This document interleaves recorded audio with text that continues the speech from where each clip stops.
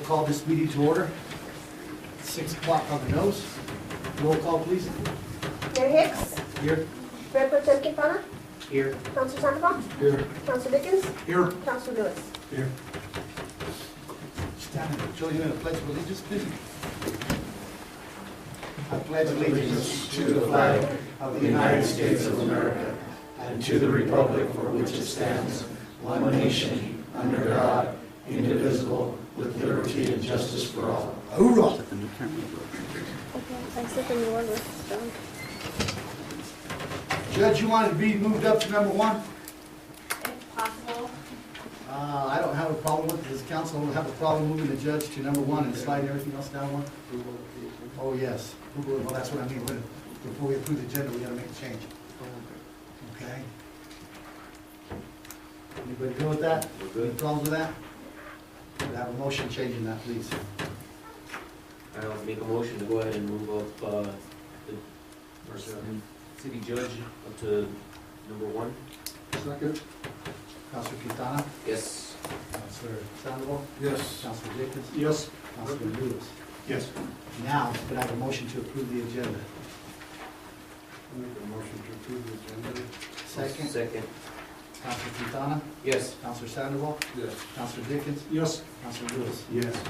You got the floor, Judge. Your Honor. Excuse me. Good evening.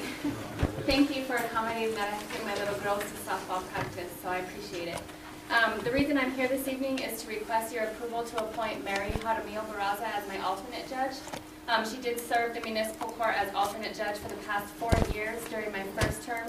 She did an excellent job upholding city ordinance and mandating our offenders to whatever needed to have be upheld through the court. So I'm just requesting that she be reappointed as municipal alternate judge. Discussion? Can you do that and run for office at the same time? I did speak to Randy Van Vleck, who is the municipal league attorney through the municipal league's attorney, and he advised that because it's a judicial seat, that there's nothing in the code of ethics that would prevent her from being able to serve as alternate judge still and run for the magistrate seat. Now, if she wins, of course, we'll have to appoint. Right, so if she wins in the, I guess it would be the November election, Yes. then we would have to seek out another alternate and have them appointed if it was approved. And she is here tonight if you had any questions for Ms. Barraza. Mary? Come on up.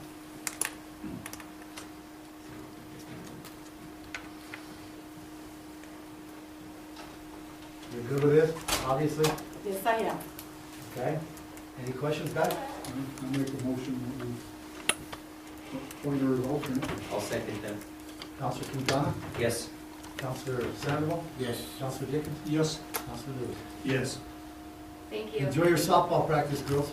Thank you for the opportunity to serve our community again. Thank you, Mary. Thank you. Okay, Rory, you want to wait and address it when we get to the number 5? Yes. Okay. Jack?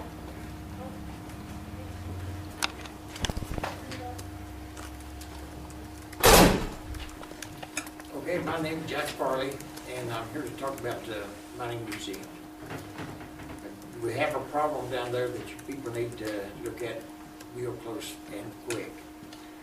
The problem is, when you drive into the Mining Museum on Iron Street, the parking lot to the left is hard to get in with the mobile home, so I always tell them park on the street.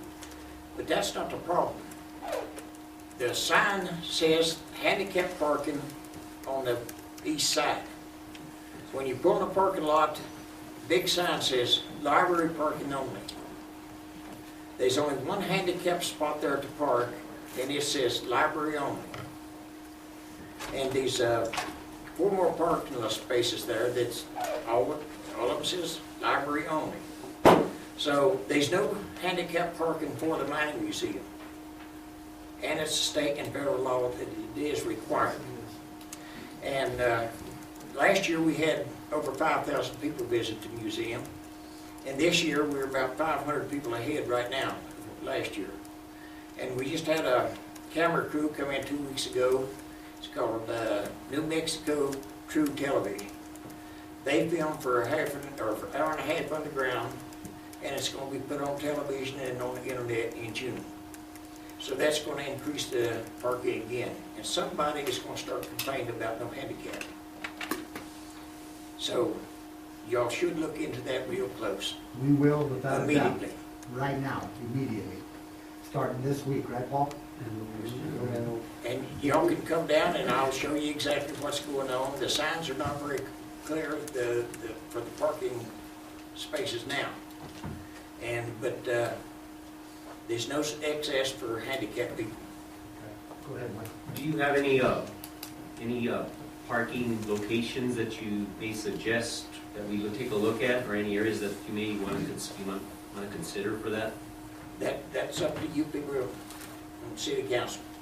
So there's nothing there at all with the handicap parking No, designated as? not for the mining museum, no. Okay. There's only one parking space on the east side, and it says library parking only. Okay. Anything else? Eddie? That's really too far away to go all the way around the library. Yeah, I agree. Sidewalk. We'll find something. We'll do something, Jack. Okay, We will do something. okay. Thank you, Jack. Thank you. Yes, sir. Raymond Saavedra.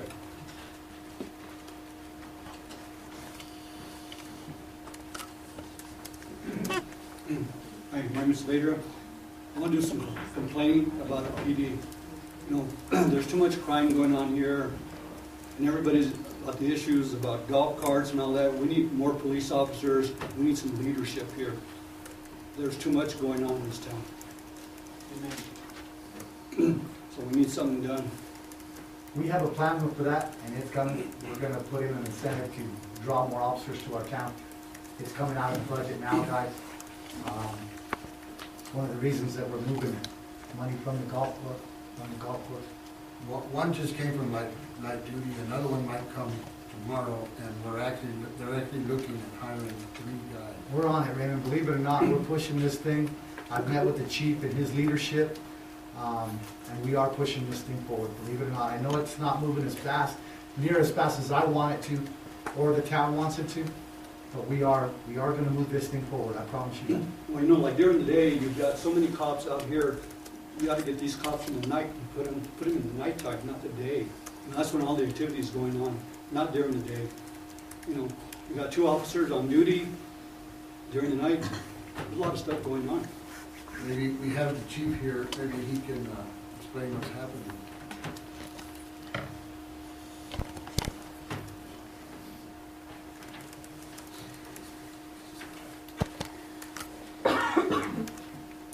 Good afternoon, City Council members and Mayor.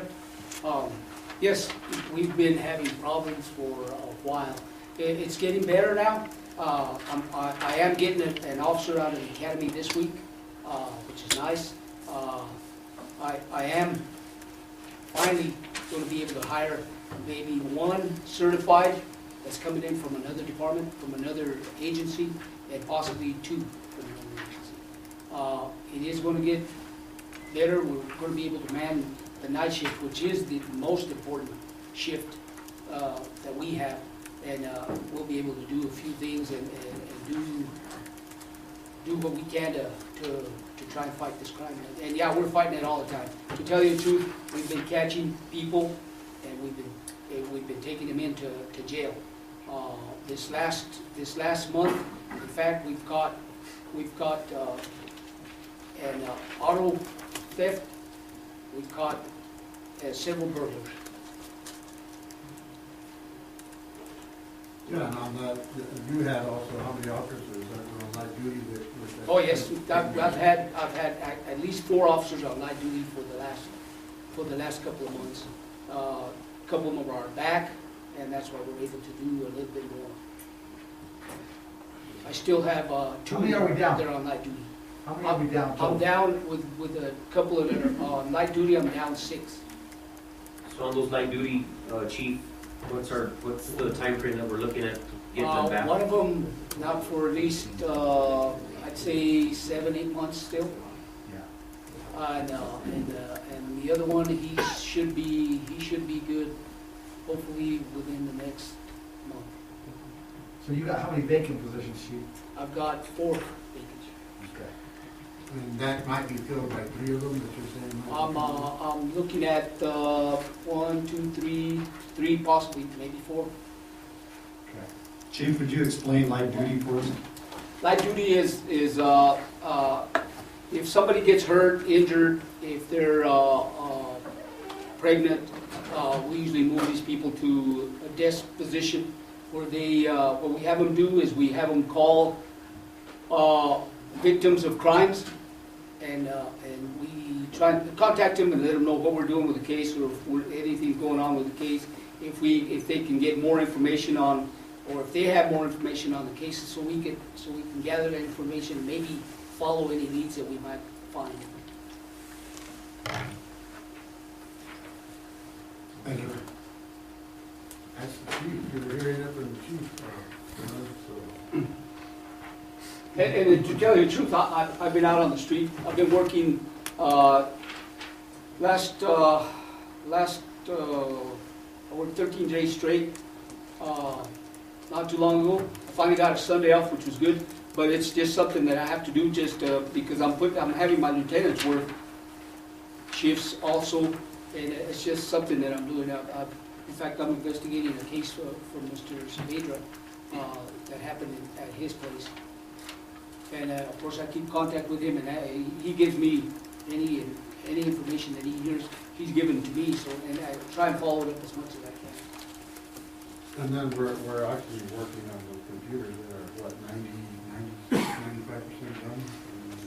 Well, I don't know if they're probably pretty close to 75 or more percent ready as far as my update from Lieutenant Castaneda goes. But Yeah. Marty Vigil is here. Yeah, Marty's working on it, so he should know where they are there, and that will help to fight crime, you know, because they're gonna have these computers in their vehicles, and they don't have to go.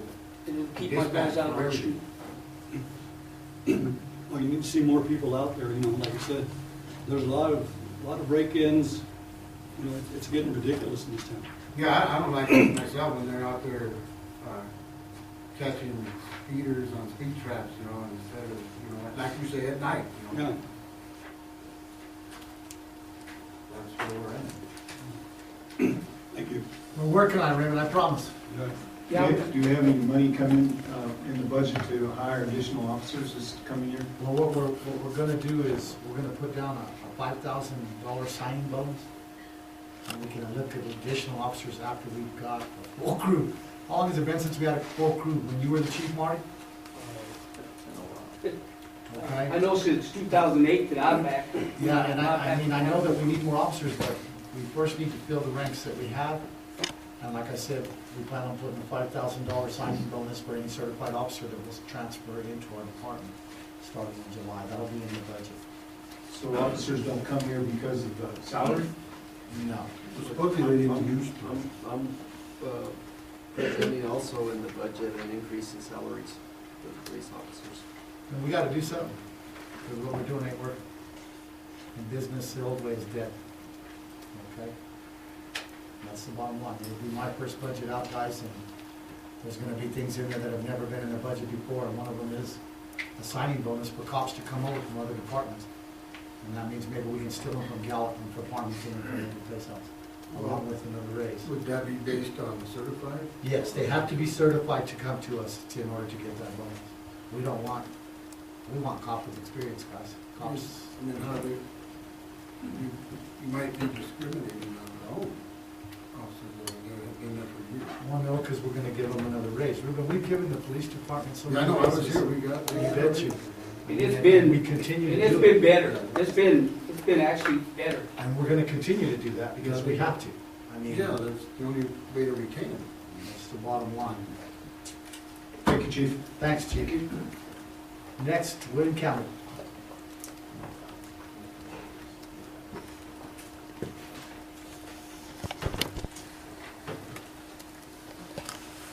And I guess this would be the packet that we all were just given. Good evening, Mayor and City Council. citizens of Cibola County. I'm here again for the second time in 2 months to speak about the death of my brother, Dave Campbell. From the very beginning, I have been lied to, given false information, and basically ignored by the Grants Police Department. I've made over 70 visits to the department. I've made over 100 telephone calls. On December 26, 2010, my brother Dave Campbell was found at the old jail after an anonymous tip was called in. Law enforcement and paramedics were on the scene and announced my brother dead. Later, I was told by police John Castaneda that there were attempts to revive my brother. Later, I found out these statements to be false. The statements that were made were no simple mistake. It was an outright lie. There were never any attempts to administer aid to my brother. I myself have worked in the medical field for a number of years and find it astonishing that no medical aid was never rendered. We knew almost from the onset of the investigation that he was discovered a mere 30 minutes from the last time that he was seen alive. The police report states that he was cold to the touch. My response to that, of course, is that the body had been cold to the touch given the location and the time of the year. It's almost unbearable to think that had an emergency aid administered to my brother, that I might have my brother here with me and my family today. There was also no attempt to close off the crime scene. After filing a tort claim against the city, the police department, Castaneda informed me that Chief Sena instructed him not to speak to me. I spent 7 agonizing months waiting for developments in the case. After 9 months, I met with Castaneda in person and was told that Dave's death was the result of an overdose, that things like this happen. And he recommended that I move on with my life and let it go. The claims of my brother dying from an overdose have since been disproven, due to the fact that I've paid for a private investigator and brought this case back to matter. I think it's important to note that Castaneda has a boss who's supposed to provide direction and leadership, Chief Sena. Chief Sena has on numerous occasions refused my request for a meeting at the police station, declined my calls, refused to speak with me. When I confronted him at a local grocery store, he stated, "I don't have time for this, I'm too busy." I said, "Okay, I'll just follow you." He kept walking from me. I asked, "What are you going to do about my brother's murder?"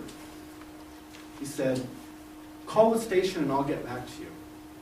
On another occasion, he led me to believe that he would allow state police to take over the investigation, citing lack of resources.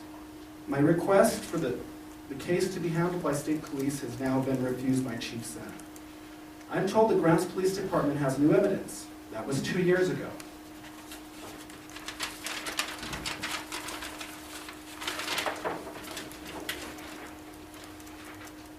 After the last city council meeting, I was promised by Castaneda that he would contact me weekly with updates and interviews would be conducted. He also told me that he spoke with attorneys representing the department, and he was advised not to give OMI any further investigations to the State Department other than he had new evidence. I asked Castaneda, why was he not able to inform OMI of the specifics of the new evidence, including finding my brother's blood in the back of the suspect's vehicle? He told me he was barred from offering this information, but that if OMI investigators asked for the information, that he would release it. Last week, he retracted the statement, saying he was only advised by a fellow officer. In my opinion, it's only a sloppy, inconsistent police work. It's backtracking to protect the police department from re-impaired of their incompetence. The City of Grants provides funds for new hires of officers. However, Chief Sena seems to be reluctant to hire new, badly needed officers. Why on one hand are they blaming lack of resources, while at the same time not using the resources they have to man the department's sufficiency? The resources are there, they're just not being managed properly. They're being managed improperly. Under Chief Sena's leadership, we are forced to accept substandard law enforcement. My second city council meeting, I find it odd that he doesn't attend. Well, I see that he's here today, which he's usually not. Why are these issues before the council worthy of his time? Really, the amount of time that these meetings takes are only a few hours a month. I find it outrageous. It's been brought to my attention by law enforcement that those who are convicted of much lesser crimes are doing hard time, while others suspected of convicting murder are allowed to go free and serve ridiculously short amounts sentences. These reasons are clear. The lack of a thorough investigation, like my brother's case.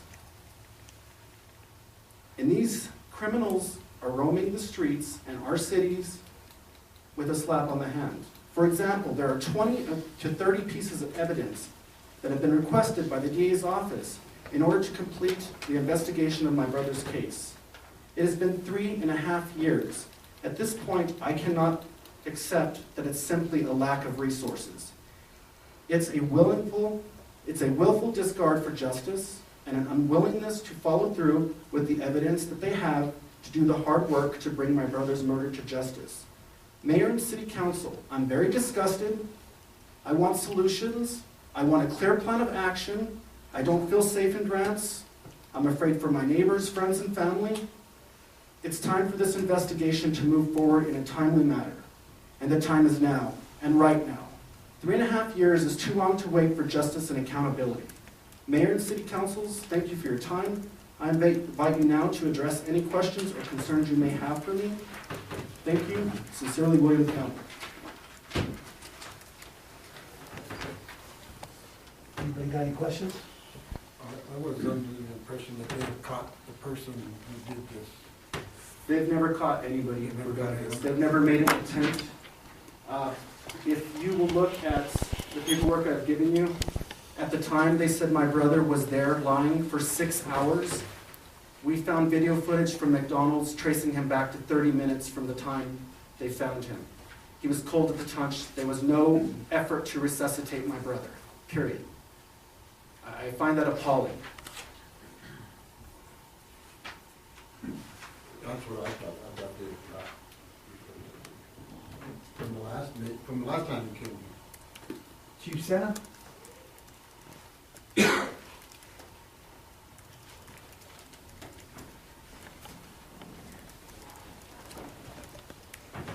Yes. Where are we at on this? Uh, I know you can't speak directly to it. According to what I've got from Lieutenant Castaneda, we're waiting on a report from the medical investigator, a new report from the medical investigator, and that's coming here within the next week, I would imagine. Where are we at on the list that was given to you by the 13th Judicial District Attorney's Office? On the list from them, like I said, John has been working on that, and he's got anything and everything that's going on with that case. Have we conducted the interviews that were asked for? I do not know if John has or not. He's like I said, he's working on it, and what I got from him is we're waiting on this report from the medical investigator, another report on some new evidence. I gather Medical investigator from where? from the New Mexico Medical Investigator's Office. Albuquerque? I believe they're out of Santa Fe or Albuquerque. Why another one? Because of questions that there was with the case. How many things were you lacking for this investigation, Marty? Excuse me, sorry about that. Mayor and Council, I don't have my report with me, it's in the car, but it's over 25 bullet points that we sent back to the police department to follow up on, including some interviews, and at least the first 5 or 6 of them should already be in an investigative report. I conversed with Lieutenant Castaneda and mentioned that to him this morning. Told him, John, 5 or 6 of those at the very top you guys should have to give to us. Those include supplemental reports from investigators that were on scene and other officers who no longer work for the department but should have turned in a report, along with the crime scene photographs that we are missing. So we're still waiting for that information. Chief, I would say, from me sitting up here looking at it as an old cop from the prison myself, you need to get that list and ensure that John starts at the top of it and completes every single item on it. If you have to take him by his hand. And I will. And get it done. And I will. Okay? Because this is the second time he came, and apparently nothing happened Right. from the last time he was here. Right. And my point being is everybody in that audience out there has a brother, a sister, a child, Yes. and I do too. And I buried 4 brothers, none of them due to a homicide, Right. okay? But in my opinion, and we've had more murders here recently than we've had in years. And we're not getting the message out there that we're dead serious about this, okay? They're acting like they can do this and get away with this in our town. Right. No. And when we have citizens addressing us and telling us that they don't feel safe, because he's pressing after his brother's murder, Right. we have a problem here.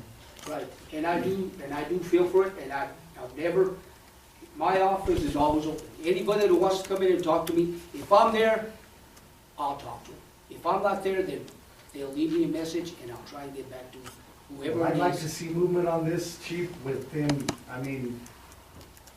these items that the district attorney's office, when did you put that letter out, Marty?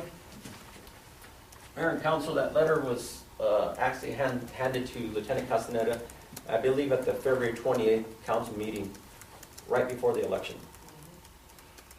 I'm pretty sure that's the date. No, that's more than enough time to get through 25 points, Chief. And I'll see how many points he has actually covered.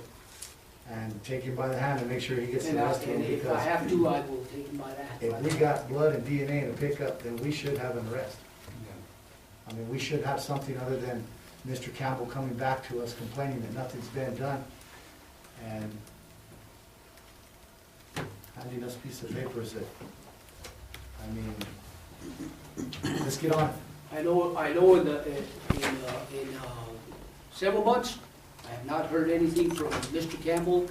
Yes, he has met me in town a couple of times. I do not remember me walking away from anybody or telling him I'm too busy for anything, because I'm never too busy if somebody has a question for me. Mr. Mayor, I recommend that we get another report from the chief in 2 weeks at the next meeting. In fact, I will get with my lieutenant, and we will both give you. If that means you need to drive out of this town to go conduct interviews, that's what time needs to happen. We will do. If you need to get state police to help you, that's what needs to happen. Especially as low-minded as we are, and that's our excuse for this, lack of staff, then you need to ask for help. And I have never told anybody that they can't use any other agency around this place. Maybe it's time for us to ask for help. Right, and we do. Go ahead, William. If I may, Yeah. I ran into you at Silver Lining 2 years ago, Right. and I asked you, I have state police to take this over, Sergeant Weiner in Gallup. You said, okay, William, we're short-staffed, not a problem, and it never came to pass. It never came to pass. And I was here since February 26th or 28th, whenever this meeting was, and I recorded conversations over the phone, okay? Okay, I'm not a stupid man, and I'm not tolerating this anymore. This is unexcusable. You have a job to do as a public servant. As a taxpaying citizen, this needs to be taken care of. Right. And the time is now. It's not later. It's right now. Mr. Campbell, we've given him instructions. We'll get a report from him in 2 weeks. And And we welcome you back to hear that report. Fine. And I have I got one question for you, Mr. Campbell. Is your claim against the city and the police still ongoing? It's ongoing. It's been ongoing for 3.5 years. I really am not a vindictive person that wants to hurt anybody. Had they done their job from the beginning and brought justice, I mean, that is the police officer's job. Why do I have all these papers that I'm giving you and showing you factual proof? Because I had to deliver them myself. Because Do you have an attorney representing you on this? I have an attorney available to represent me, yes, I do. Available, or is he actually representing you? He's representing me. Okay, and he filed a claim against? I had a tort claim filed in the beginning, yes, I did. And it just went on, and it was denied by the city, and it was called an overdose, and I hired private investigators, and I did what I needed to do. And they closed the case. They just said, you know, get on with your life. These things happen. That's how I was treated. My family, my aunt and uncle were there with me at the time when we shut up the police department, and they said, you know, these things happen, just move on with your life. And I didn't accept that. And I wasn't going to accept that. Did your claim ever go to court or anything? No, nothing ever went to court. I just, like I said, I went to the police department over 70 times. They tried Castañeda seemed very willing to help me. Chief Sena, I did see him in the grocery store. He said he didn't have time.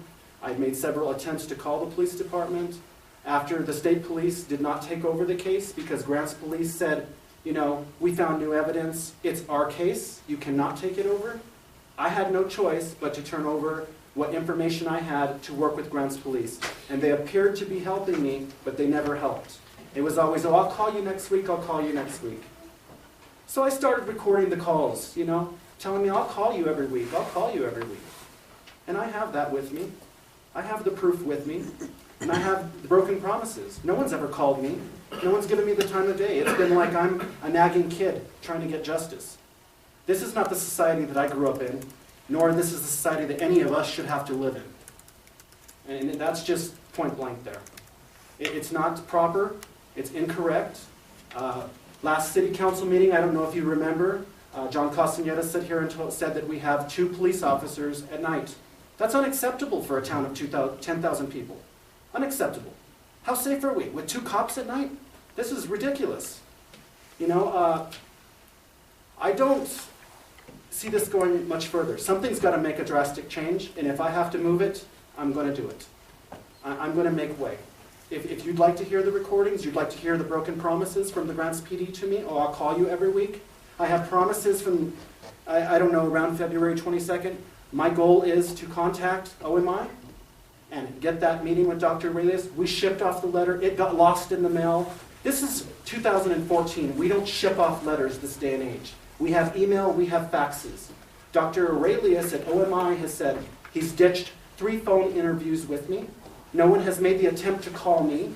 You know, I don't know if this is fear of retaliation of them getting sued or what it is, but for some reason, the Grants Police Department does not turn over the information to OMI that we need to move forward, that I need to move forward with my life. This is tormenting to me. Mr. Campbell, we've given him instructions. In 2 weeks, we'll have a follow-up.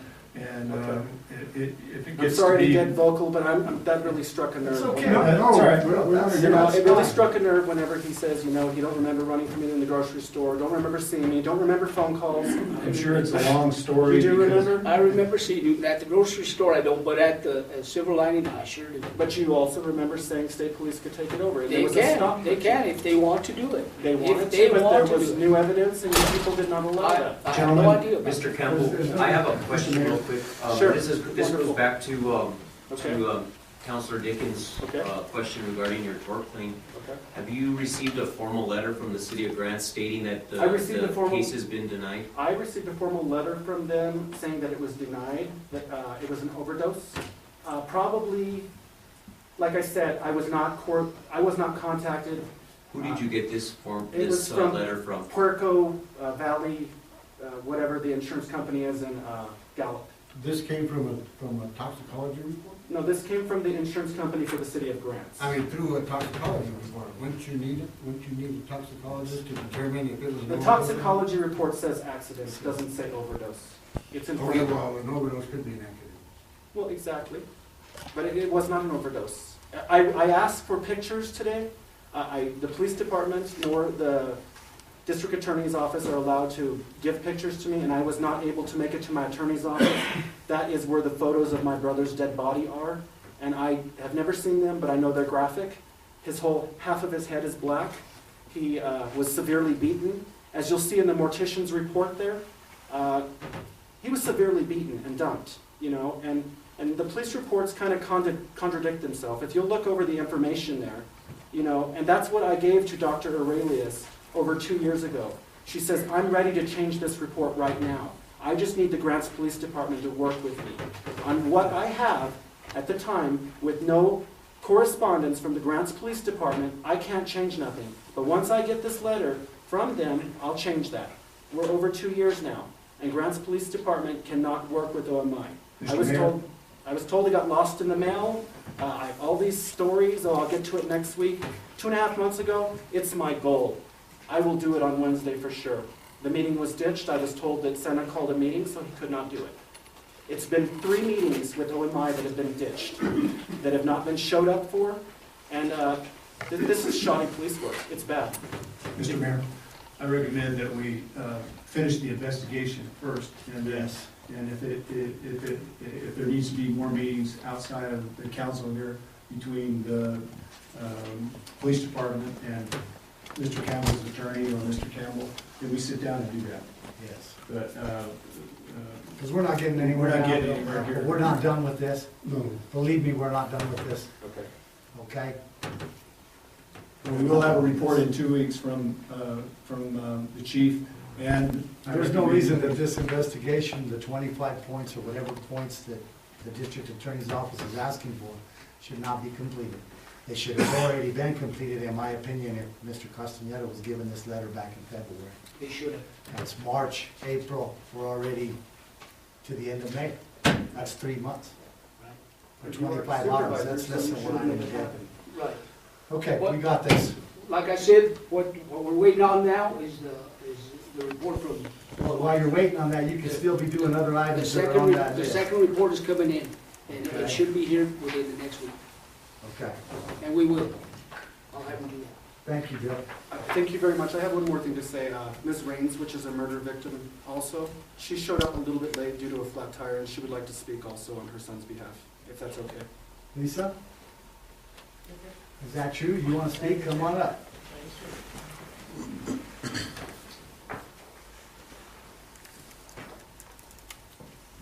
Ladies This is and about gentlemen. John, right? Yes, this is about my son John. Go ahead. My son John Raines, I'm the mother of John Raines. He was beaten to death January 15, 2012. I also have complaints toward the police department.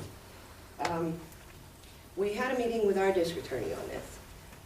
I asked when this investigation first started, his hands were bagged, you know, all the evidence the police take. I asked then, you know, Spidell, if it'd been sent in. I asked several times, my daughters have asked. We were told that all this evidence was sent in. Then we go to our last meeting with the district attorney, which just not too long ago, just a couple months ago. None of that evidence was sent in. None of it was sent in to the state crime lab. None of it. I asked why. He said, our district attorney told us because they said that it was not received. They would not accept it. He told us, in his opinion, that's a lie. When is it that evidence gets sent to the state crime lab and it's not accepted? What was wrong with that evidence? What did they do wrong with that evidence that it was not accepted? To this day, I still don't know if all that evidence has been sent in or not. I'd like to know why.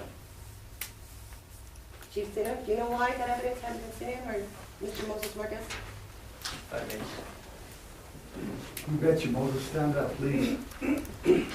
One of the investigators or the first responder to that crime was Officer Marcus at the time. He's Sergeant Marcus now. He basically did the preliminary investigation. And from there on, I believe he may have done follow-ups on it.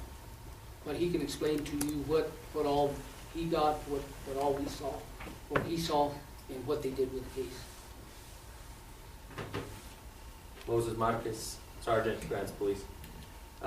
Mayor, members of the council. I'm the lead investigator on this particular case. Out of curiosity, recently, I went into the evidence room to check on this evidence because I hadn't seen any reports from the lab.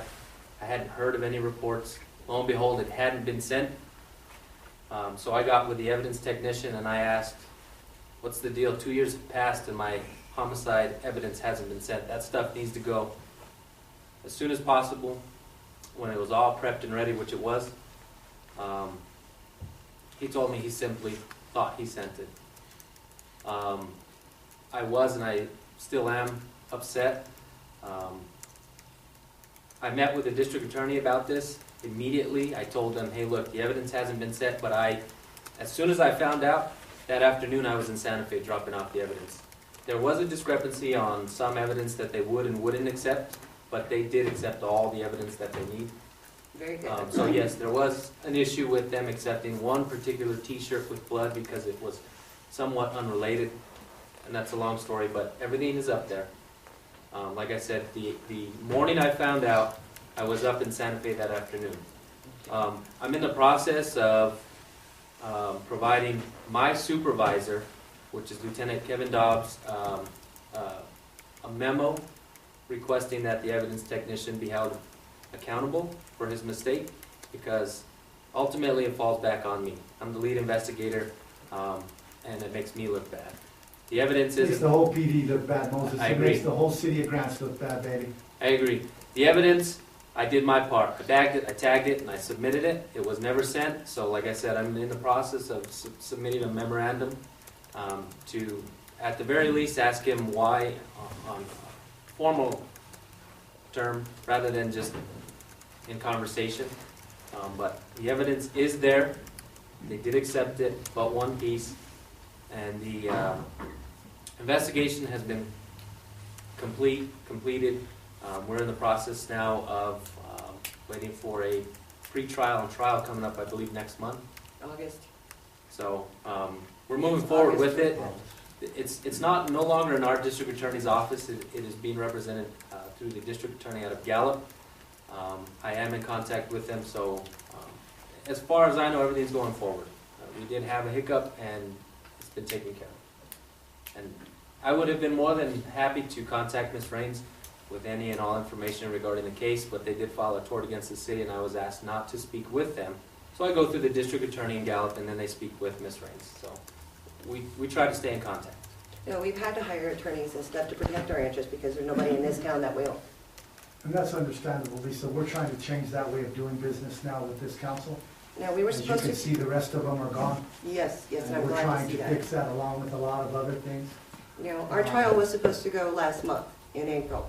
If that was the case, none of this evidence would have been Yes, submitted. exactly. And We're to go to trial in August. We don't know if that's gonna come back in time. And I did my job diligently too. I raised a wonderful human being that was taken from me. So I don't like any of these excuses. I don't like them at all.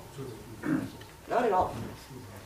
And we were told that the state police offered their services that night my son passed, that night. They called twice, and they were told no, they did not need it. I don't know by who. I don't either, sir, I don't work that office. Because, were you asked? But I would definitely find out. Like I who. said, Officer Marcus at the time was the one that responded. He was the first one there, and I think he did an excellent job.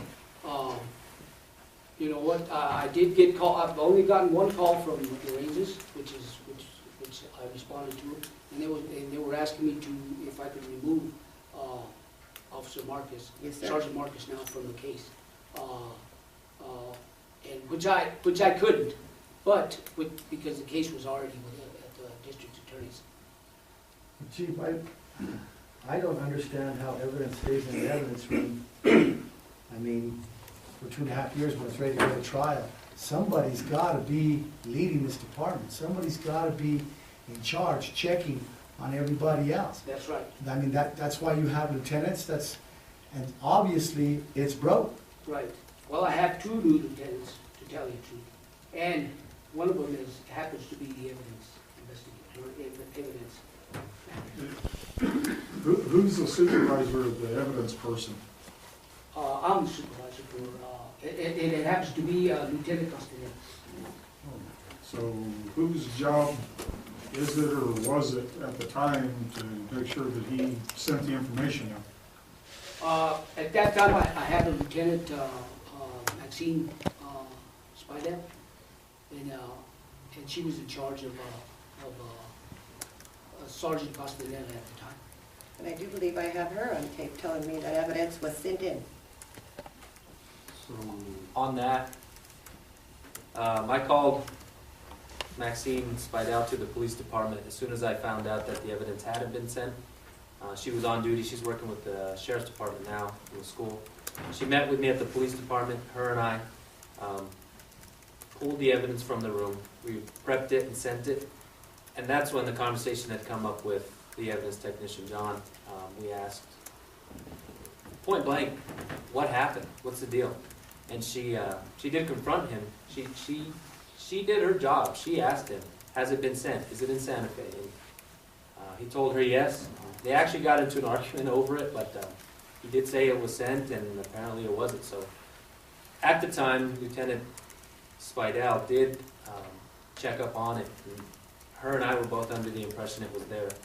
So luckily, out of curiosity, I just went to check and found that it hadn't been, so it's there now. So you guys don't get any like shipping receipts as proof that you sent something?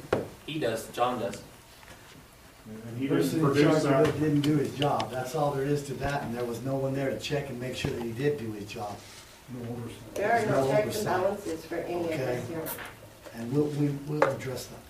We will address that. Because I am begging you, please make our Yes. town safe. I I hear still that. have a grandson, my only grandson. My only brother's been killed, my only son's been killed. I don't think you want to see me on a rampage if my grandson gets threatened, No, ma'am, we don't. We don't want to see anybody else killed. because I am the only one that will probably arrest. And I hear that. But this town does not feel safe with these people protecting us, they just don't. Everybody I've talked to does not. Thank you for Thank hearing you, me. thank you, thank you very much.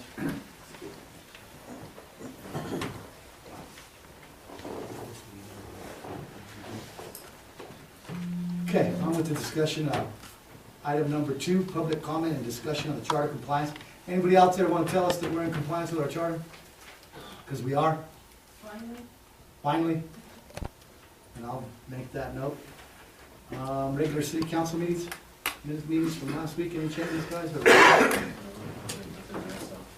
I'd like to make a motion that we accept the regular city council meeting minutes for 4/22/2014. I'll second it. Counselor Susanna? Yes.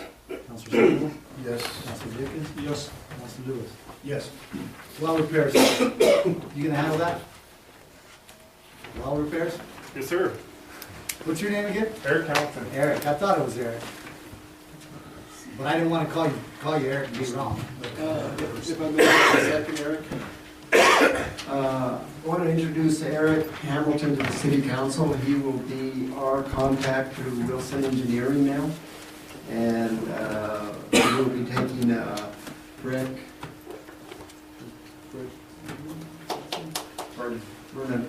Vernon's place, who has left Wilson Engineering, so. Thank goodness. Welcome.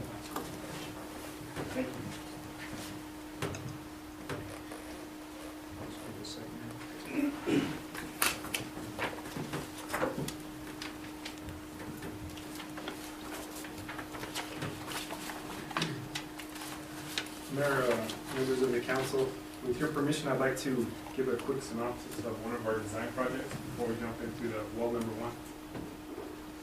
Go ahead. As soon as this comes up.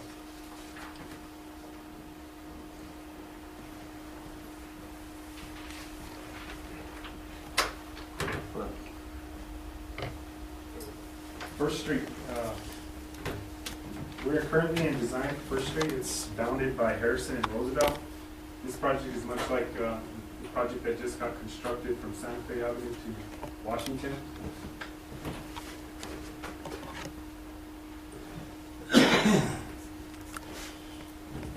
Typical section, we're gonna have a roadway reconstruction, 3 lanes, 12-foot wide, bike lane, 6-foot curb and gutter, 5-foot pedestrian sidewalks, a totally new drainage, subsurface storm drain system, and a replacement reconstruction of sewer and water. Now, that's coming from the north-south due to the plume, right? Yes, sir. Okay.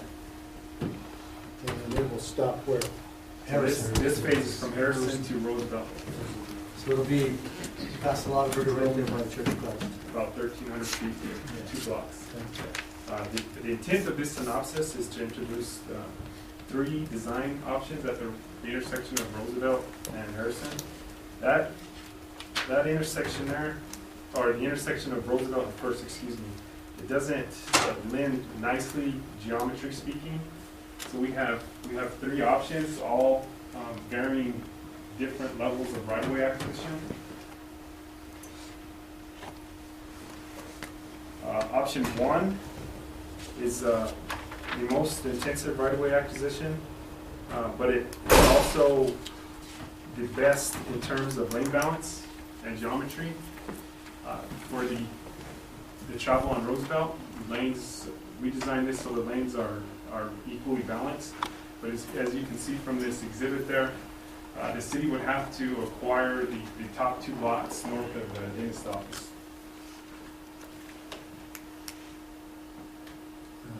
The chiropractor, excuse me. Option 2 is a design that mimics existing conditions. Although the sidewalk is encroaching into the chiropractor's top lot, so this one would require a sidewalk right-of-way acquisition, and the city may not have to purchase the whole lot. As design 1, it'd probably be the whole lot would be accessed unusable because that curve goes directly into that lot. And has there been any discussion with the business owner on that option? Nothing yet. Okay. And our third option is a design that's completely within the state right-of-way and the city right-of-way. And of course, this one pushes it off, so our imbalance is tweaked a bit, but requires no additional property acquisition. I have on the north side? I have some exhibits here, and I'll be working with the manager and Mr. Fisk. Are these prints of what you just showed us? Yes, sir. In an effort to get this on the agenda for the 22nd, I'd like to have We got plans for this already, Eric? What I would like to find out first, before we have this option 2, up for any type of discussion, I'd like to see if we can get with the business owner and see if he's willing to go ahead and go with that option, possibly, because there's no need for us to discuss it if he's not even willing to help us out with that, or, agree on any type of agreement on us doing that project. Right. Well, I may be wrong or misspeaking, but even if the property owner refuses, we would take legal action to obtain. Yeah, well, I'm not comfortable with taking people's property. Me either. And I'd like to see if we can do this the right way, You mean eminent domain? Yes. Yeah. We're in a battle with the Forest Service over eminent domain, and we've been at it for 8 years now. Okay. And I'm not comfortable when you come in, that's public land we're fighting over. Everybody in this room owns a piece of that. That's somebody's property. Right. I mean, if he wants to sell it to us, great. Us coming in and condemning it. If it's an old building, you betcha. But there ain't nothing wrong with his lots. I think that's the best way to go about it. Sure, I agree. Yeah, no, And this is I'll just have for that design conversation. anyway, right? Yes, sir. This is just for design. It's not for, we're not ready, we don't have the money to go to work on this yet, right? There's no construction, just designing.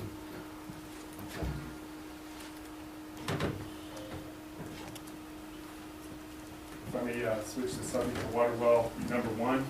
You go, baby. Give a quick background since this was brought up to the board. It was agreed upon that these efforts would be pushed back into October as to not take off this well in the summer months. And I'm speaking on behalf of our water and wastewater operations manager. They feel that we need to award the contract to the contractor to protect the city in case this well goes down. Just to basically have the contractor on step with all the contract documents, and he'll have the materials and be prepared in case of an emergency situation. But we're still not gonna do it till September. October. October. Right. First part of October, I think is when we discussed. Keep going. Unless there's an emergency, unless we Right. lose one of the other wells. Right. So basically, I'm just asking council to consider awarding the contract to Hydrologic Services at this time. Which option is that? You have 3 options. No, this is for the water well number 1. This is the second option. You still got three options here for the water. Yeah, we went through the Yeah, you want option number 2. You're recommending option 2. Yeah, I mean,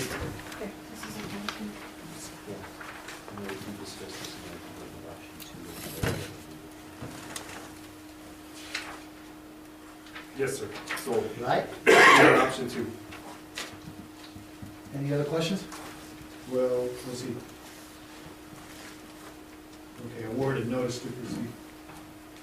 But we're waiting until October to do the Yes. work. Right, just to have all our ducks in a row. Unless something falls through. What I'm not comfortable with is the price that's here and then the statement that's made if, in fact, the screen don't fit. I mean, what's that? We're trying to put a screen. Right, so, I mean, are we trying to get it fixed to begin with, not trying to see if it'll work? Right. Well, I mean, that's one of the construction tasks, would do a TV inspection and cameraing of the screen and the, We already have that, Don't don't we? already know that it'll work? We already have the cameraing of that. Yes, we did that last summer. And it shows the screen, it shows everything we got down there, right? Take that one out. We've got camera work down there. He showed it. All the counselors have been in to see it, Yes. right? So, well, we don't, there's no way of knowing if it's gonna work until they start doing the work. So we're gambling with We're gambling $72,000. $1,000. They might say, well, this didn't work. But that's the only way to find out. You gotta dig it up to see first. right. You gotta dig a hole to see what's down there. Well, we need to just be aware of it. Oh, Eric, it ain't that bad, man. I'll entertain a motion to fix the well. Mr. Mayor, I move that we accept option number 2 from Wilson and Company. I'll second that. Counselor Quintana, Yes. Counselor Sandoval, Yes. Counselor Dickens, Yes. Counselor Lewis. Yes. So passed. Thank you. Rory, you wanna come up now? Your item finally made the board, man. Oh, yeah.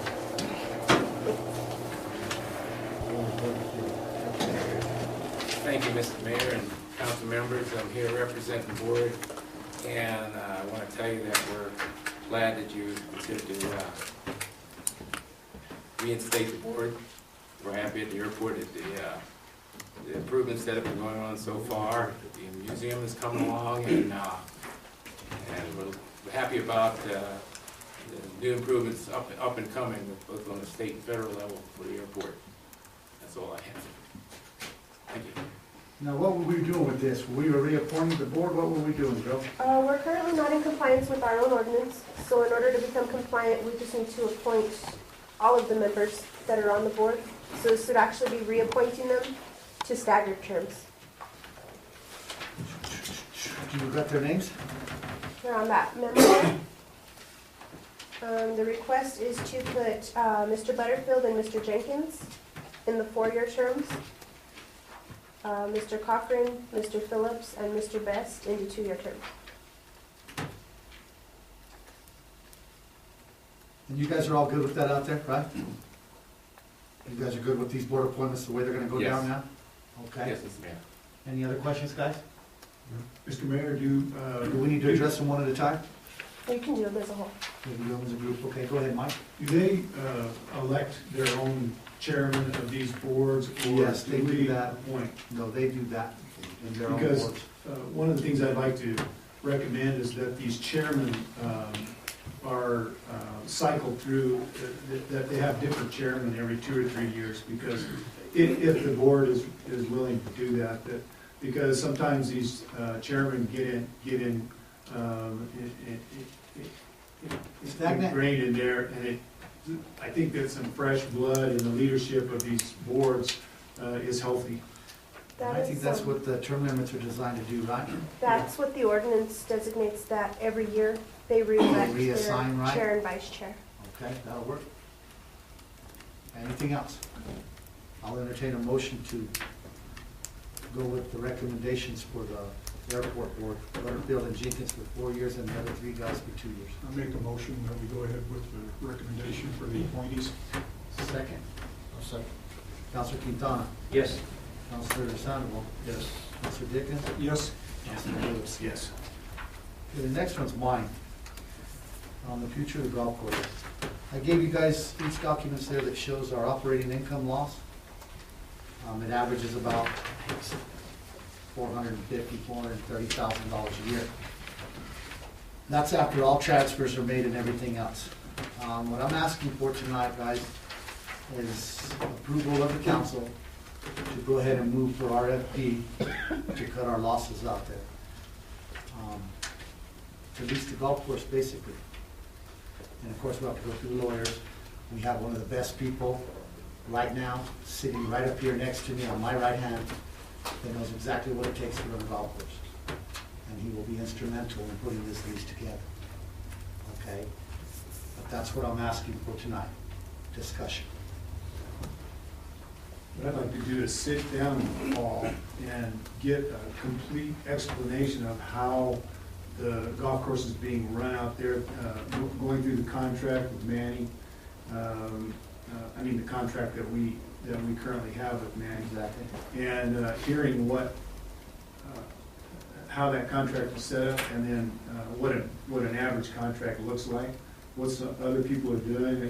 It just feels like it's too early to move forward with an RFP until we understand how we want to write our RFP, because there will be parameters that we where we can write this RFP to our advantage. And how much time do we have on this? We got till September 30th is when the current contract out there is up, but if his resignation stays in effect, it's 60 days out. And that's one of the reasons that I do want to move on this. If we want to table it for 2 weeks, I'm good with that, guys, and give you guys some research. Give Paul some time too, because we're currently in the budget process. But I want to start this early enough so that come September, come the end of July, if it's 60 days out, we're ready to go with this. Because we don't want to be caught out there still burning away $501,000 a year, $480,000 a year, every year. You know, and I've heard people complain that their taxes pay for it. Guys, your taxes don't pay for it. Your water bill pays for it. Okay? It's part of the utility fund. And like I've said before, I do not have a problem with that golf course. We just need to cut our losses a little bit out there. And I'm not talking about closing it. We will never close that golf course. But there's a better, more efficient way, more fiscally responsible to the citizens of Grants to do this. And that's what we're seeking. Because if we can cut our losses out there, for instance, in 2013, it was $473,929. The year before that, it was $501,346. If we can cut those losses down to $200,000 a year, $250,000 a year, well then, holy cow, guys, there's $250,000 to do sewer systems, which are, I mean, drive through town, and you'll see where the manholes are collapsing, guys. I mean, Mr. Farley had a trash truck fall in on his street where the whole water had eroded away, and we had to do all of Elko Street there. And it's sad that it takes something like that to happen for us to fix a street. But that's where we're at now, guys. And I mean, in order to get things done, if we can cut our losses at that golf course, then we can use that money elsewhere. And that's where I'm at. I mean, make no mistake about it. I'm getting these letters and stuff that it's a beautiful oasis out there, and it is. I agree with everything everybody's saying. We're not here to shut it down. That's the last thing we're going to do. But we are going to make it more fiscally responsible to the citizens of Grants that pay for that golf course and don't play golf. Because there's a bunch of people in this town that don't play golf, that pay for that golf course every day. And their streets and their sewer systems are falling apart. And that's where I'm at. So, I mean, I'm okay with the table for 2 weeks, you know, and we could look at it again in 2 weeks. But all I'm saying is, we have the man right here that knows what it takes and how to do this. Let's get it done, okay? So, Paul, can you give us a status on Manny's? Yeah, that's I was just gonna do. Manny did give me notice that he is staying till the end of his contract. there you go. So that'll be the contract ends September 30th. And so he did say that he would be remaining until the end of his contract. Okay, then that's good. I'll entertain a motion to table this. And as far as the budget goes, Mr. Mayor, if I may, I'm assuming that we're looking at, we're not gonna entertain this thing if it's gonna cost the city more. No. So if we go with our budget now, with what I have now, You betcha. and if we are able to save money with this thing, then that won't affect our budget. Yes, okay. Can I make a comment? Well, hold on, I have a comment real quick, and I just have a problem with us jumping right into this. This is just way too soon. 2 weeks is way too soon. But we just bought some more time. And we did, and we're good, okay, I'm good with that, but I want a plan. And I would like to see a plan, I would like to see if $200,000 is gonna give us the maintenance that we need out there to, hold on, let me finish, okay? I let you talk, let me talk. Now, I would like to see if 200,000, that's just an estimate, if that's gonna do any bad to our golf course, and if it's gonna maintain it the same way that it is right now. I would really love to see that, because it costs a lot to upkeep a golf course. $727,000 if you want to get real technical. Modi, that golf course, and I don't wanna get off track, but that golf course is not designed to make the town money.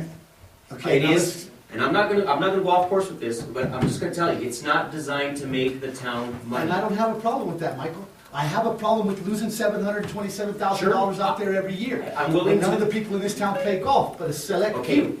A lot of people don't play, Hang baseball on. in this town, and we're having to pay for those parks Hear too. me out, yes. Okay. And the total loss to those parks is $411,000, Michael. It's still the Okay. same thing. No, when it comes- isn't. Yeah, sure it is. No, it isn't, Michael. No, it's not. Well, okay, No, I it's just want you not. to hear me out, because And I heard you out.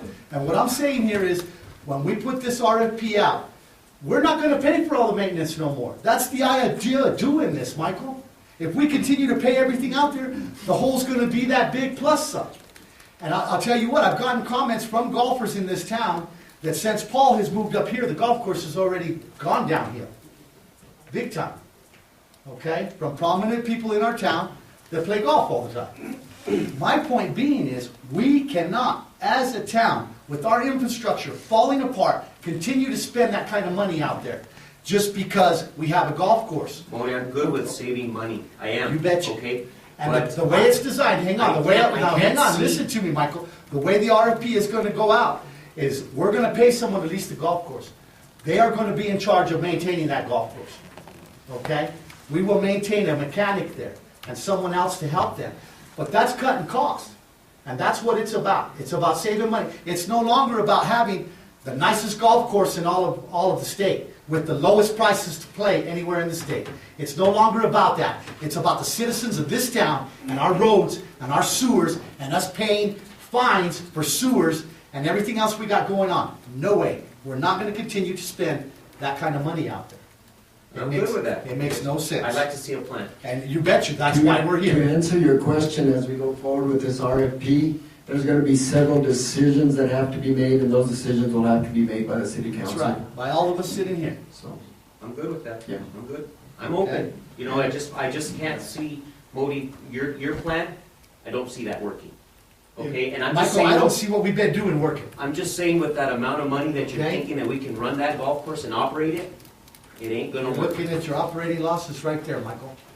And if, when you get technical. Modi, I you have can throw it my in down opinion here, on this, and that's my, I voiced my opinion, okay? And I know So I'm your good opinion. with that. Let's see what the plan is, and we'll move forward with that. Okay, Okay, I recommend that we table this till the next meeting, or maybe even after, till we all review some you plans. betcha, we'll put it back on the agenda in 2 weeks. Could I have a second? I don't wanna jump Hang the on. boat on this. No sweat, could I have a second on that motion? I'll second. Okay, Councilor Quintana.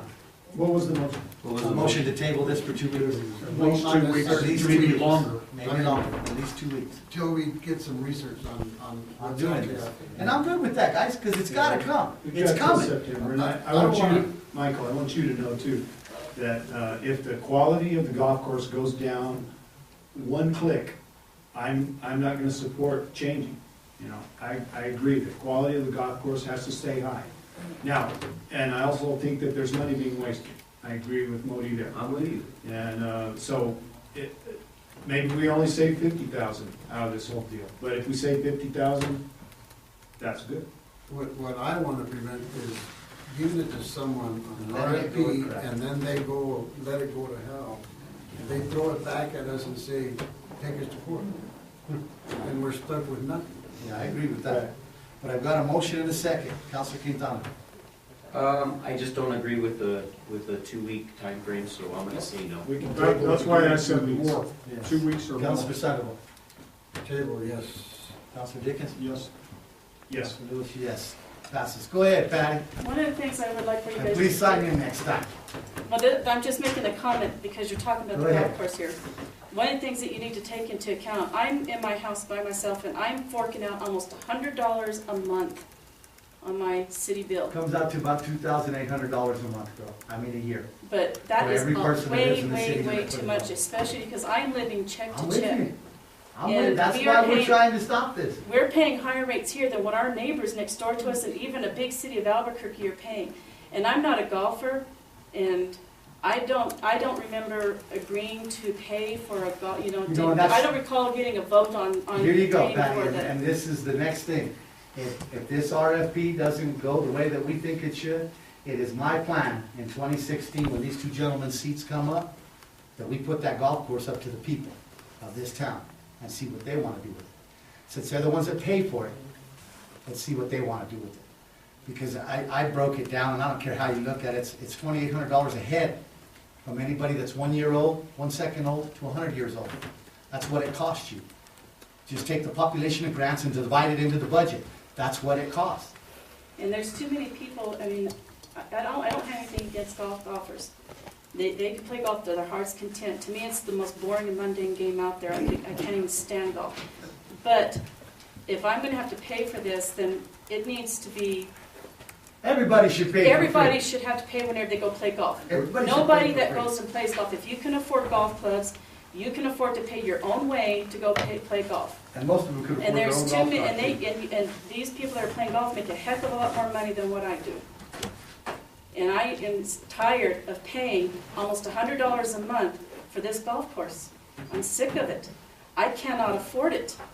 This But actually yet came you from won't the West hesitate to People go shut off my water bill if I don't pay that bill because I cannot afford it. Got you, girl. We hear you loud and clear, believe it or not, I hope so. okay? On that notion, that one's tabled. On to golf cart batteries. Paul, this one's you. Yes, sir. We went out to bid for golf cart batteries. These batteries will cover 25 carts. At this time, we went with 25 because we wanted to keep it below 20,000 because of time constraints. We didn't want to go through the sealed bid process. And so we got 3 bids, one from APSCO in Albuquerque, who was the low bidder at $17,270. And that includes labor for installation. And the reason it includes labor for installation, because they have a special watering system. It's called a single point watering system on these golf carts. And I didn't feel comfortable turning that over to our mechanics who are not qualified or trained in that and then do damage to that system. So we thought it'd be a good idea to have them come in and do it and have our mechanics learn. They will teach our mechanics how to do that, and then in the future, our mechanics can continue installing these batteries.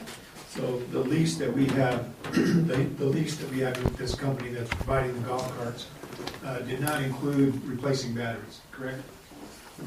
They might have if they have done it in time. I mean, are we still leasing those carts from this company? We're still leasing them, yeah, but batteries are not, batteries are only included for the first, I think, year or two. And what kind of batteries? We're not getting some. I asked them for original equipment, is what I asked for. I didn't feel that going with a lower battery, quality of battery was going to save us money. So that's what I asked them for when they bid, is original equipment. On the APSCO, they have the part number, but I am not, I don't know what the brand is. Is there a time frame for them to get these installed? As soon as we get them, they'll have to request for bid. Was that? They'll have to order them in once they get the purchase order.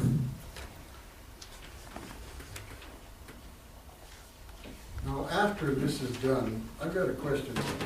You've got a maintenance shop at the golf course. It takes care of the turf equipment. The golf carts are part of the pole, Yes, sir. why haven't the golf cart been handled through that maintenance shop?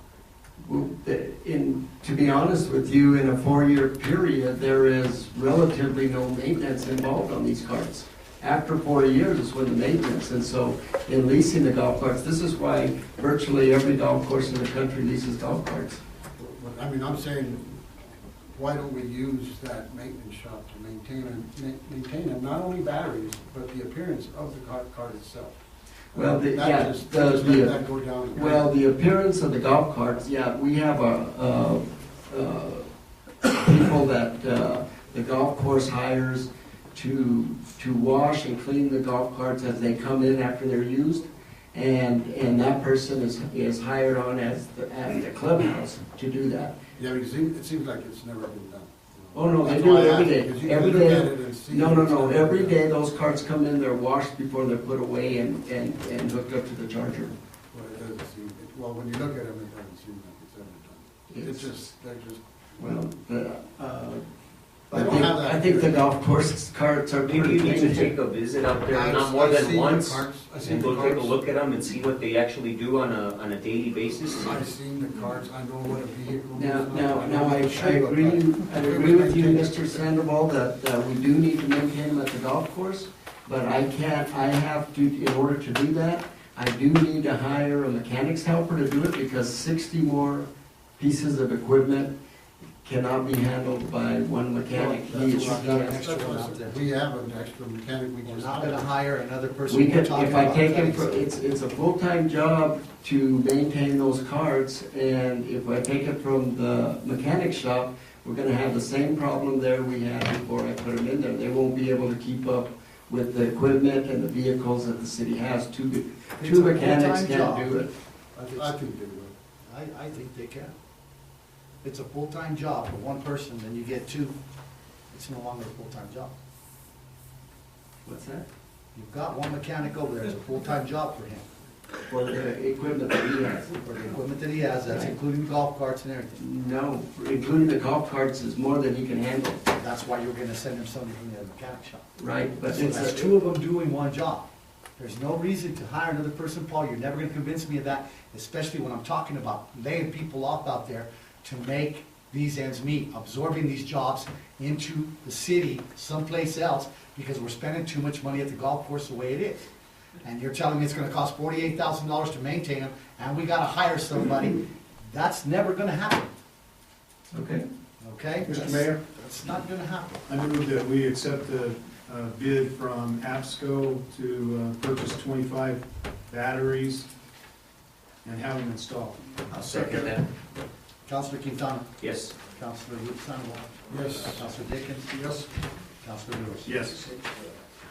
Paul, the only thing that I have on this real quick is I'd like to see, have you gotten with Manny on, I know he's got upcoming tournaments that bring money into the town. Could you check with him and see when he needs these golf carts ready for use? Because I know that he has mentioned to me that that they've got some tournaments coming up and they're Yeah, pretty they big. do, and we're gonna get the batteries in as soon as we can. I mean, that's all we can do at this point. And he does utilize all his golf carts and in these tournaments. Most of them he does, Yes. yeah. Because he does a very good job of getting people out to play. Marty, you're up. Show us what you got. I know you got papers for us. Good evening, Mayor, Council, Mr. Pena. Where are my papers, Marty? What I brought, try to save us a little bit of paperwork all over the place, so I'm going to present this digitally so you can see. I brought one copy of each of the permit processes that we're looking at. They're all the same. There's no, I asked for a copy for each and every counselor here and myself, of the old permit and the new streamlined permit. Is that what I asked for? you're presenting this on,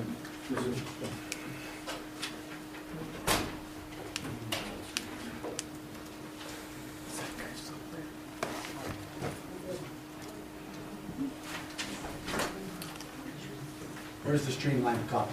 And where is the old copy? Coming right here, sir. What you're looking at there, there's a streamlined version. Let me pull this up here. Where is it at? Okay, what I'd like you to first and foremost is this is a, what I call a city grant permit matrix. What that shows is it shows the existing permits. Then it shows a line option where you can change the ordinances that affect it. Does that make sense how it works? And then, sorry, you get your permit, and you slide across here, and it's affecting the creating ordinance. Okay, beneath each one of those, there is a line item there that you can make a proposed.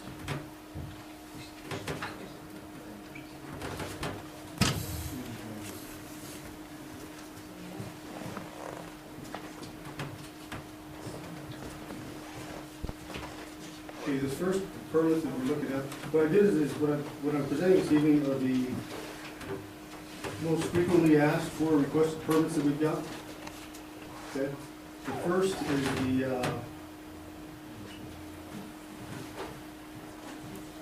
is the fencing permit. With the fencing permit, what we have annually, we have about 25 of these that are issued. Currently, we've got 10 that have been issued. The permit process, what I've done, since I don't have the authority to actually change an ordinance, it's got to be by council action.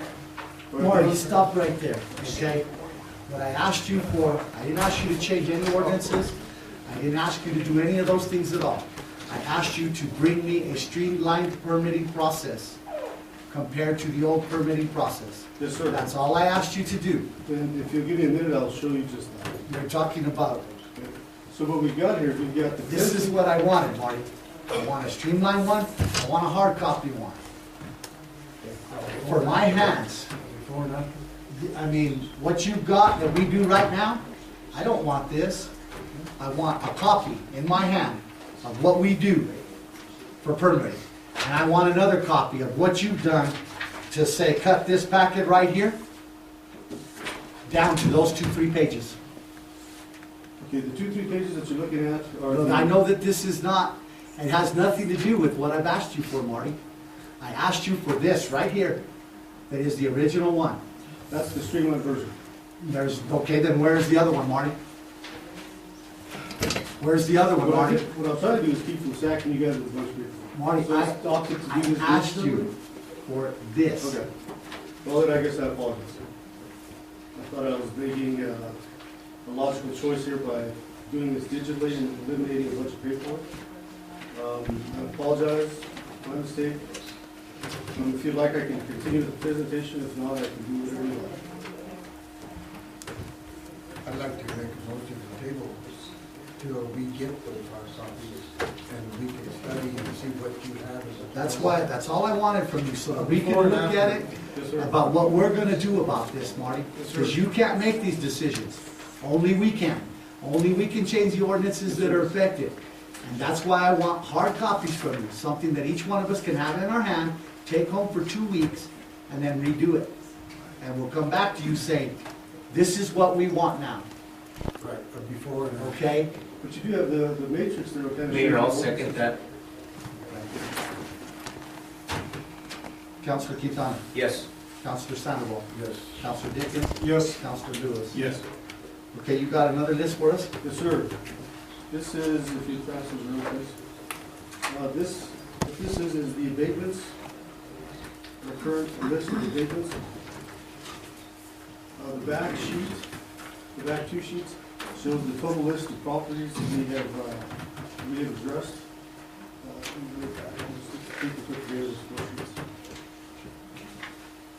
The back set of papers show all the properties that have gone to my office that we have filed a violation on.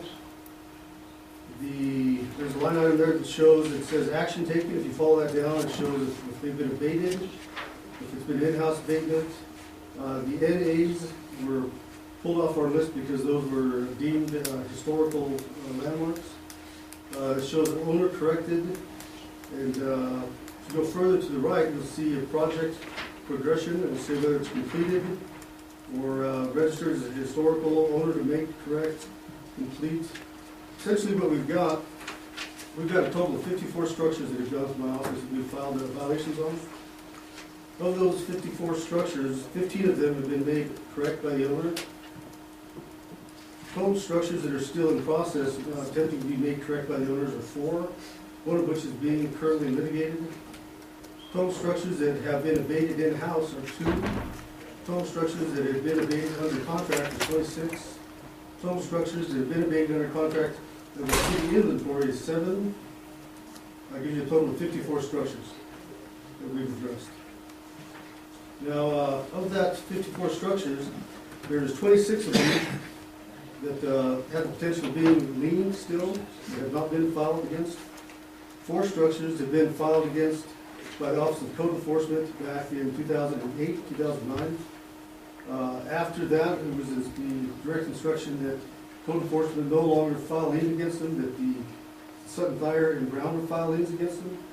So at that point, it leaves us with 26 structures. I looked into the statute pertaining to the municipality filing liens against this property. It's the second sheet there. And we've got up to 4 years that we can file liens for statute of limitations. And so there's 18 properties that we have eligible for that. And who told you to quit filing liens? Mr. Harasik, yeah. Direct order from Mr. Harasik. He wanted Wilson and Sutton Fire and Brown to handle all the liens, What does that ordinance say about it, Martin? About me filing a lien? It's supposed to be done by resolution, actually. By resolution is how we file liens on these properties. Yes, sir. See, that's what I'm talking about. Something straight to the point that we can have, something we can deal with. Because if we need to deal with these properties by resolution, then we need these for the next. There's no reason we're gonna let these go back without someone paying for what we did to them. There's 18 that I believe are still eligible. That fall within the 4-year statute. Have we lost any of them yet? We've lost, well, of the 26, we've lost, what, 14 of them? 12 of them? Because of statutes of limitations. Because of statutes of limitations. We don't want that, Paul.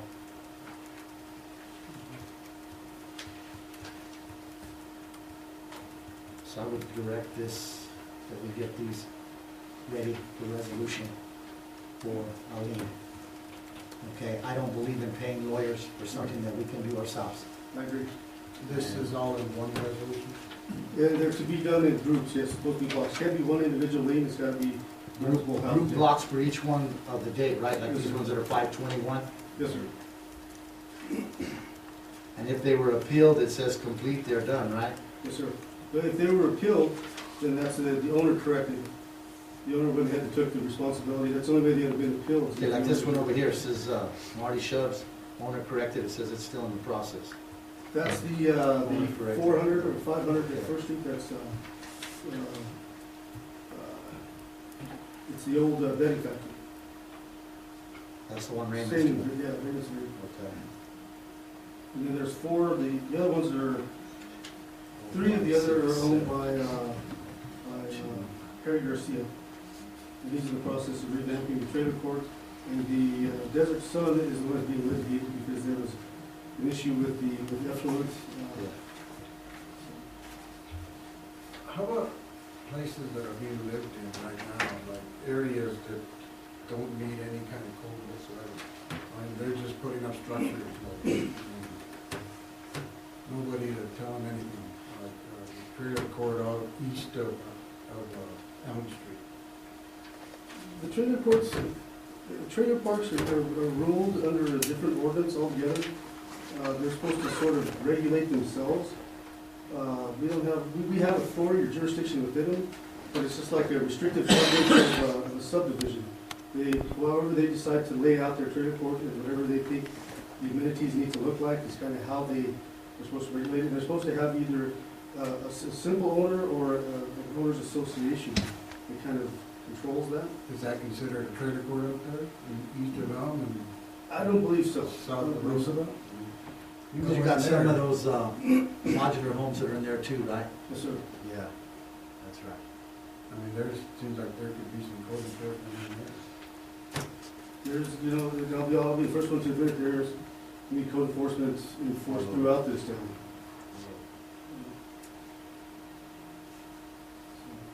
It's just a matter of trying to keep up. What is the address up there, the old swimming pool, is it up, is it on the site? The old swimming pool is one of the ones that I've got listed as in process. That one, it's kind of a different situation with that one. There's a question as to ownership of that property.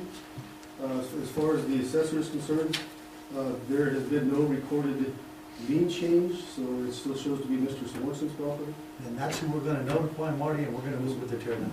Yes, sir, I've attempted to contact by way of going to the restaurant, Mr. Swanson, a couple of different times. Put your letters out and stuff, Okay. because we're fixing to move on that. But it's not on this. No, yes, it is. Oh, it is? Yes, sir, it's one of the ones that's yeah, owner's corrected. And then what's the status on the complaint we got last meeting? What was that address? With the house there on Stevens? Yeah. Yeah, that's gonna be on our list, it's on our list of priorities. And we moved that up. It's just a matter of having the funds available to. We've got the funds, let's just go ahead and get them ready to roll. We're still waiting on that no asbestos letter on the ones over there on San Jose Drive from Wilson and Company. Paul? Yeah. As soon as we get that, yeah, there's a bunch of old adobe road buildings over there, across from Mr. Padilla's and them. As you go underneath the bridge, you hang a left or right on the right. And they're just adobe. So once we get the word that there's no asbestos in those buildings, we're gonna knock them down. We're gonna take our tractor or front end loader, whatever it takes, knock them down all around. And Mrs. Montoya, Amanda Montoya, who I spoke to at length about this, is willing to pay us back in payments for what it cost us to tear it down. Because she doesn't want to lose the property, but she knows it has to be torn down and she can't afford it. So what she said she will do for us is once we tear it down and we've got a lien, then she will pay us back in payments until she's paid us in full. So they're on her? Yes, all of them are hers. Okay? Do you remember, if I may, the two properties that knocked down behind McDonald's? Yes. We did in-house, those went pretty good. Yes. We implemented the prisoners, we did a couple of Yes. creative type things. You know, Went pretty well. and that's my point, is when we look at these buildings, I mean, sure, some of them are gonna have asbestos that we can't do ourselves, that we're gonna have to contract out, that's gonna take us a little extra money. But these ones, these adobes and these old wood structures that have wood floors, there is no asbestos in it. And once we get a letter for $2,000 is what it cost us to do the test and get the letter, then we can abate them suckers ourselves, guys. And that's the way I wanna move, because the way we've been doing it's been costing us way too much money. Yeah. When all we need to do is have somebody come in and look at it, there's no asbestos, we tear it down. Asbestos, we contract it out. And I think we can accomplish a lot more by doing it that way. Okay?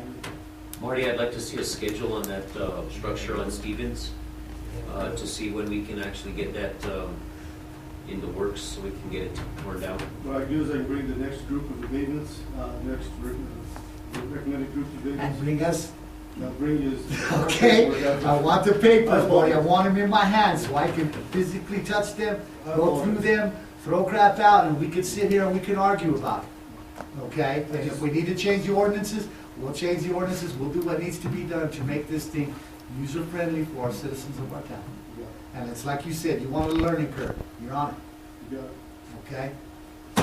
We want to be able to look at it for. We want to be able to look at it for a while and decide what we're gonna do with it. I'm sorry I didn't make myself clear. No, you did, I just thought Okay. that I manage you guys with paperwork, sometimes you guys kinda go, what the? No, and that's what we want this time, because we're gonna take it with us. We're not gonna make a decision immediately on this. It's just like the golf course. We're not gonna go half-cocked and get in trouble.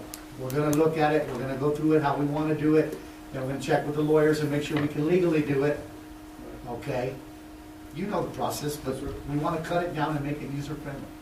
That matrix may be helpful, it will show you the different ordinances that affect each permit. Yes. Create that situations. And that way we can look at the ordinances too as we go through it. Okay, so make sure that you get everybody a copy of this too when you go. You might even want to take these ones back with you, so you don't have to double copy them again. Okay? And that way you can just attach those to what we got. Okay? On that note, we're gonna go into executive session. I don't think it should take too long, and I'll entertain a motion to go into executive session. So moved. Second. Counselor Quintana? Yes. Counselor Sandoval? Yes. Counselor Dickens? Yes. Counselor Lewis? Yes.